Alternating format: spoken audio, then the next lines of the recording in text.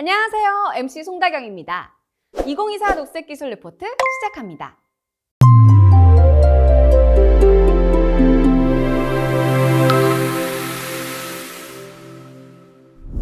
전지구적인 문제인 기후변화. 이것을 해결하기 위해 핵심적으로 무엇이 바뀌어야 할지 혹시 알고 계십니까? 네, 정답은 에너지 전환입니다. 지속 가능한 발전을 위해서 에너지 전환은 반드시 필요한 변화인데요.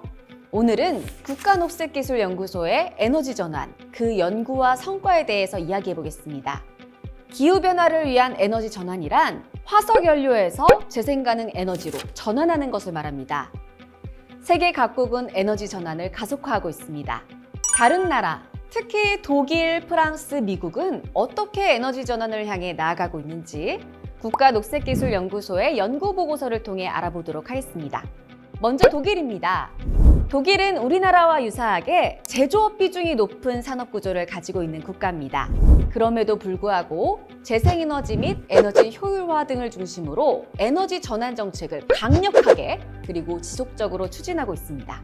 대규모 집중 투자가 이루어지고 있는 분야는 수소 기술과 이산화탄소 포집 및 저장 기술입니다. 특히 독일 정부는 에너지 전환에서 수소 에너지의 역할을 높이 평가하고 관련 기술 확보를 위해 노력 중인 것으로 보입니다. 이산화탄소 포집, 활용, 저장 기술은 이산화탄소가 대기로 배출되기 전에 저장을 해 유용한 물질로 전환을 한 다음 활용하는 기술을 말하는데요. 독일은 산업부문, 온실가스 감축을 위해 이 기술의 중요성을 강조하고 있습니다. 다음은 프랑스입니다. 프랑스는 에너지 연구개발 부문 공공지출이 2년 연속 10% 이상 늘었습니다.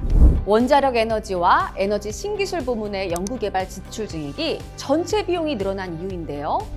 그중 원자력 에너지 부문 지출이 전체의 56%로 가장 많은 비중을 차지합니다.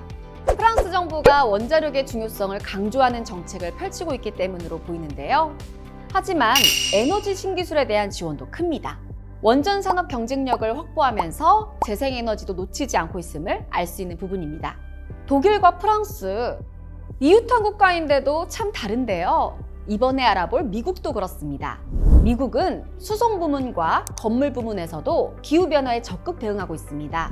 수송 부문에서는 전기차 보급 확대와 배터리, 수소 기술을 통해, 건물 부문에서는 신기술 개발과 에너지 효율 향상을 주요 목표로 달리고 있습니다.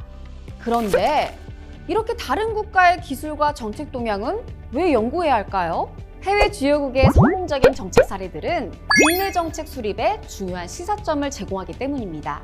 국가별 정책 분석은 필수적인데요. 국가녹색기술연구소는 매 연구를 통해 국내 상황에 잘 맞는 정책을 제안해 꾸준히 지속 가능한 미래로 나아갈 수 있도록 기여하고 있습니다.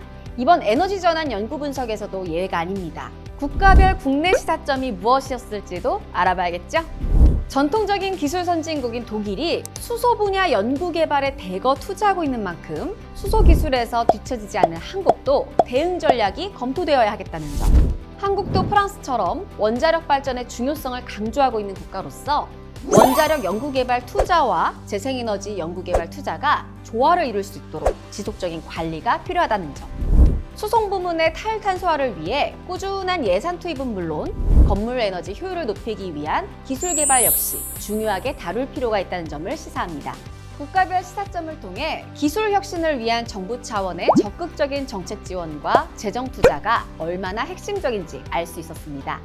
꼼꼼한 연구 결과와 세부적인 시사점도 많이 남아 있습니다. 다루지 못한 자세한 내용을 알고 싶으시면 보고서를 찾아보셔도 좋겠습니다. 국가녹색기술연구소의 연구를 통해 에너지 전환 전략과 방향성이 명확해진 것 같지 않나요? 더 탄탄해지고 시행착오도 줄일 수 있는 그런 방향으로 말이죠. 연구를 통해 가야 할 길이 점점 뚜렷해지는 지금, 이제 우리는 에너지 전환의 미래로 나아가기만 하면 됩니다. 2024 녹색기술 리포트 다음 편에서는 수소에 대해서 풀어보도록 하겠습니다. 구독, 좋아요, 알림 설정, 그리고 하단 더보기란까지 잊지 마세요. 안녕!